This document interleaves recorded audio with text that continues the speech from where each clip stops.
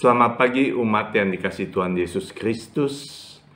Sebagaimana hari-hari sebelumnya, mari kita menyambut kehidupan kita pada hari ini dengan mengawali membaca sebagian dari firman Tuhan.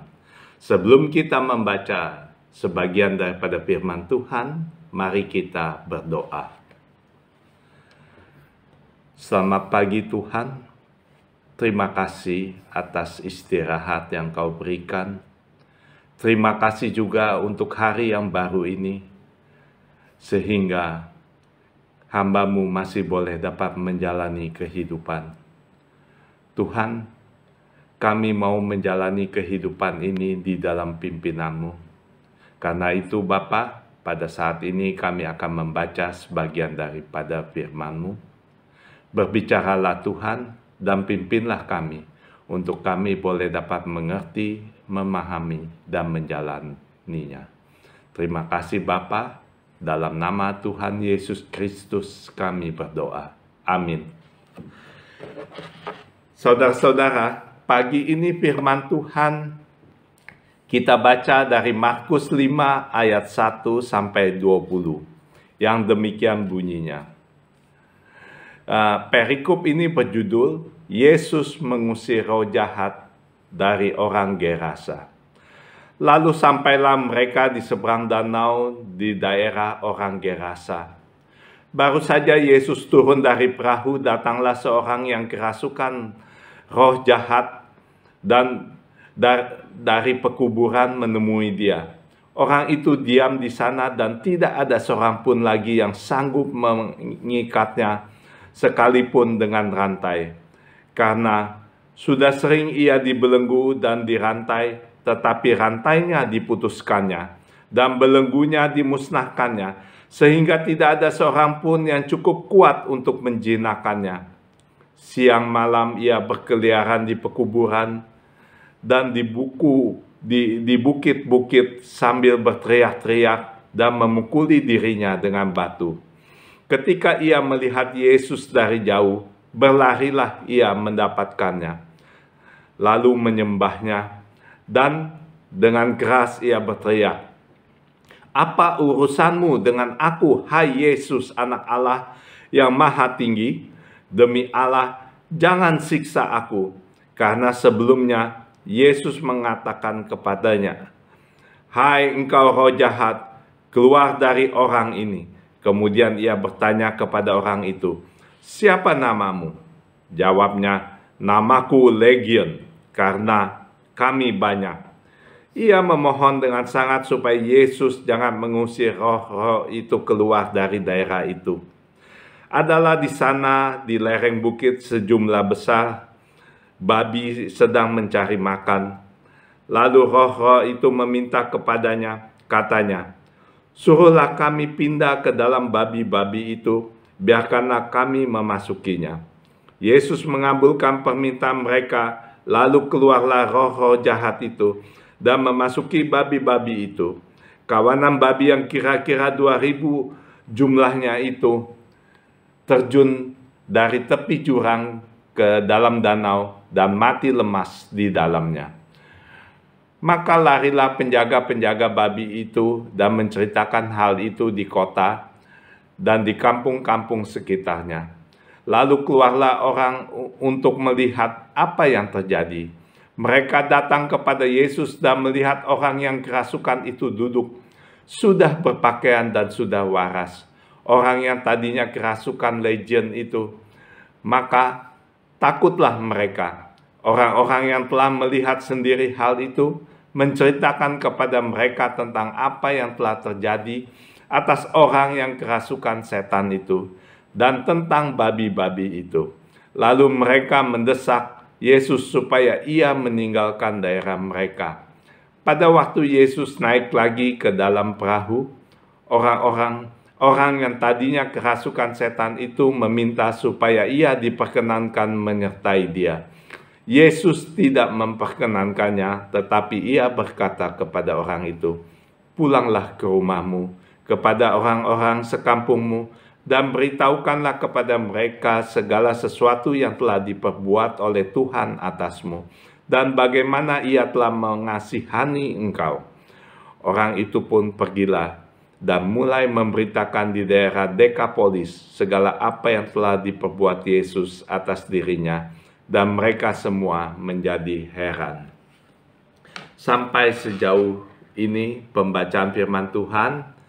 Tentunya yang berbahagia adalah orang yang membaca, mendengar, dan merenungkan serta menjalankan firman Tuhan dalam kehidupannya. Saudara-saudara sekalian, renungan kita pada pagi ini kita ambil dengan judul Kuasa Yesus yang Tidak Terbatas. Saya ingin bertanya, apakah saudara pernah ke Pelabuhan Ratu di sebelah selatan Sukabumi? Di sana ada hotel yang besar, namanya Samudra Beach Hotel, yang dibangun sejak tahun 1962.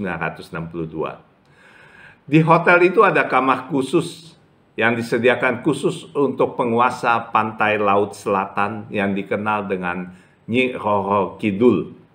Kamar ini memiliki nuansa warna hijau. Katanya merupakan warna kebesaran Nyi Roro Kidul. Dalam kamar ini berisi lukisan, mahkota, serta beberapa perhiasan hingga pakaian kebesaran Nyi Roro Kidul, yang semuanya berwarna hijau tentunya. Saat saya menginap di sana, saya mengambil kesempatan untuk melihat kamar tersebut. Dan kesan yang timbul saat melihat adalah angker yang menimbulkan rasa tidak nyaman dan ingin cepat segera meninggalkan kamar tersebut. Hampir semua orang mengalami rasa takut akan setan. Hal itu dipicu karena tontonan atau juga kisah seram yang diceritakan serta secara turun-temurun. Dan setiap orang yang berhubungan dengan setan memiliki paradigma bahwa keadaan orang yang berhubungan dengan roh-roh setan selalu liar, tidak terkendali, bahkan membahayakan orang lain. Dari bacaan kita pada hari ini, di Gerasa seorang pemuda dirasuk setan, dan setan itu begitu kuat. Dan banyak ia telah dirasuki selegion orang roh jahat. Sehingga pemuda itu hidup dengan telanjang berkeliaran di kubur-kubur yang mengakibatkan orang menjadi takut sehingga berusaha menjauhi, tidak peduli, dan tidak berusaha untuk menolong pemuda tersebut. Namun, tidak demikian dengan Yesus yang penuh kuasa dan kekudusan Allah. Ia telah menolong pemuda tersebut, dan melalui peristiwa ini kita melihat kasih Yesus sekaligus kuasanya yang tidak terbatas. Dalam kisah pengusiran roh jahat di Gerasa, kita dapat menemukan 4 hal yang dapat memberikan kesimpulan bahwa Tuhan Yesus adalah Allah yang berkuasa atas roh jahat itu. Yang pertama, reaksi pemuda yang kerasukan roh jahat, di mana pada saat ia melihat Tuhan Yesus datang, ia segera berlari untuk mendapatkannya dan menyembahnya, berlutut di hadapan Tuhan Yesus. Ini tertulis dalam Markus 5 ayat 3-5. Dikatakan bahwa tidak seorang pun yang sanggup mengendalikan pemuda tersebut dengan cara mengikat atau bahkan dengan rantai. Setiap orang akan dikejarnya saat mendekat kepadanya. Tetapi kini dia berlari kepada Tuhan Yesus dengan rasa hormat. Meskipun Tuhan Yesus tidak membawa rantai atau belenggu, ia dapat mengendalikan orang yang kerasukan tersebut. Bahkan roh jahat yang ada dalam dirinya gemetar dan tunduk di hadapan Tuhan Yesus. Ini menunjukkan kuasa Tuhan Yesus yang berdaulat atas roh jahat itu. Kemudian kita lihat dalam Markus 5 ayat 9. Tuhan menanyakan nama dari orang itu dan ia menjawab, "Namaku Legion, karena kami banyak." Kata legion ini menunjukkan pasukan roh jahat yang telah menguasai orang tersebut. Tuhan Yesus tidak sedang berhadapan dengan satu setan saja, tetapi mereka semuanya takluk kepada Tuhan Yesus karena Dialah Allah yang maha kuasa. Kemudian kita coba lihat dalam Markus 5 ayat 10 sampai 13. Roh jahat itu memohon kepada Yesus untuk jangan mengusir mereka keluar dari daerah itu. Mereka tunduk kepada Yesus. Mereka tidak dapat melakukan apa-apa tanpa seizin Yesus. Roh tersebut meminta kepada Yesus, "Suruhlah kami pindah ke dalam babi-babi itu. Biarkanlah kami memasukinya." Tuhan Yesus mengabulkan permohonan mereka, dan kemudian keluarlah roh jahat itu dan memasuki babi-babi yang kira-kira berjumlah 2000 ekor. Kemudian babi-babi itu terjun dan mati lemas. Kata "suruhlah" dan "biarkanlah" yang dipakai di sini menunjukkan kepatuhan total terhadap otoritas daripada kuasa Tuhan Yesus. Kemudian yang keempat kita lihat dalam Markus 5 ayat 7. "Apa urusanmu dengan aku, hai Yesus, Anak Allah yang maha tinggi? Demi Allah, jangan siksa aku." Orang yang kerasukan tersebut mengenal Tuhan Yesus dan ia mengakui bahwa Yesus adalah Allah yang maha tinggi. Dengan pernyataan ini ingin menunjukkan bahwa Yesus adalah Allah yang berkuasa melebihi kuasa-kuasa lainnya, termasuk roh jahat. Dari renungan kita pada pagi ini, sungguh kita beruntung dan bersyukur telah dipilih menjadi orang yang percaya kepada Tuhan. Yang menjadi pertanyaan kepada kita semua adalah, bagaimana kita menjalani kehidupan setiap hari yang penuh dengan tantangan, cobaan, atau pengaruh roh jahat dan yang tidak baik yang dapat mempengaruhi iman percaya kita? Apakah kita menghadapi dengan penuh rasa khawatir, cemas yang berlebihan, atau mengantungkan hal-hal yang jauh dari Tuhan?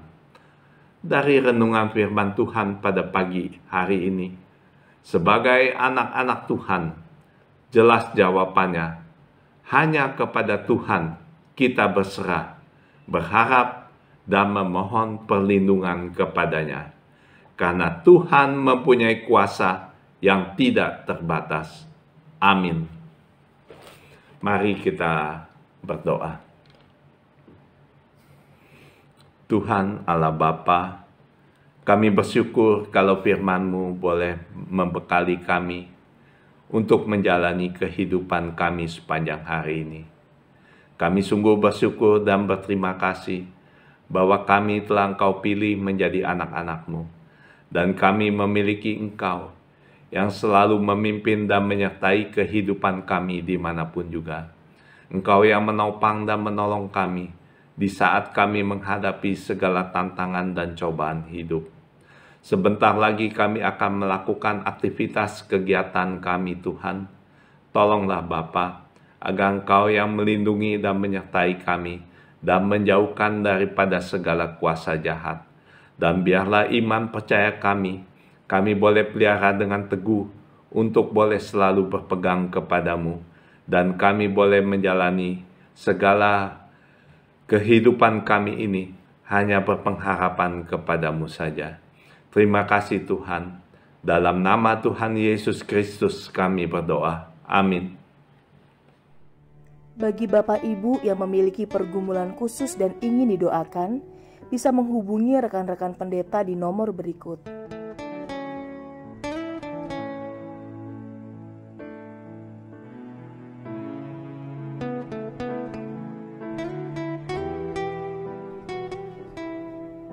Tuhan Yesus memberkati.